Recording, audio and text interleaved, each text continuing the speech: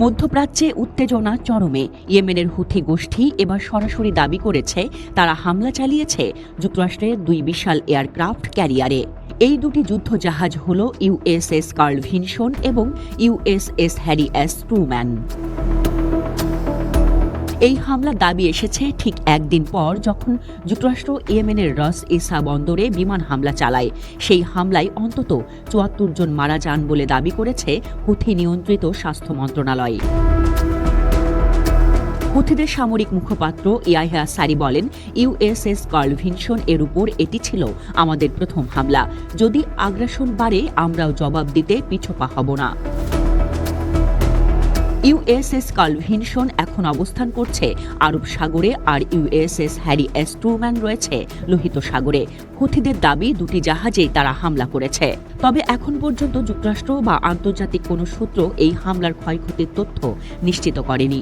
এর আগেও USS Harry S ট্রুম্যানে হামলার দাবি করেছিল হুথিরা, কিন্তু বাস্তবে কোনো প্রমাণ মেলেনি। রস ইসা বন্দরে মার্কিন হামলার পর হুথিরা ব্যালিস্টিক ক্ষেপণাস্ত্র ছুড়েছে ইসরায়েলের দিকে। তবে ইসরায়েল দাবি করেছে তাদের আকাশ প্রতিরক্ষা ব্যবস্থা এসব ক্ষেপণাস্ত্র আটকাতে সক্ষম হয়েছে। হুথিরা বলছে তারা ফিলিস্তিনিদের প্রতি সংহতি জানিয়ে এই হামলা চালিয়েছে। গাজা যুদ্ধ শুরুর পর থেকেই তারা নিজেদের প্রতিরোধ যোদ্ধা হিসেবে তুলে ধরছে। মার্কিন সেন্ট্রাল কমান্ড জানিয়েছে, আমাদের লক্ষ্য ছিল হুথিদের জ্বালানি উৎস ধ্বংস করা। তারা দীর্ঘদিন ধরে পুরো অঞ্চলকে অস্থিতিশীল করে রেখেছে। অন্যদিকে ইরান বলছে যুক্তরাষ্ট্রের এই হামলা শুধু ইয়েমেনেই নয়, বরং ফিলিস্তিনে ইসরায়েলকেও উস্কে দিচ্ছে। এতে করে সারা অঞ্চলে অশান্তি আরও বাড়বে বলে মনে করছে তারা।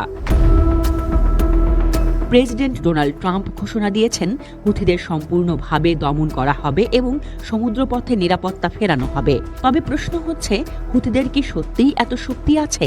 তারা হামলার দাবি করলেও এখনও পর্যন্ত ইউএসএস কার্ল ভিনসন বা ইউএসএস হ্যারি এস ট্রুম্যানের কোনো ক্ষতি করতে পেরেছে বলে প্রমাণ মেলেনি।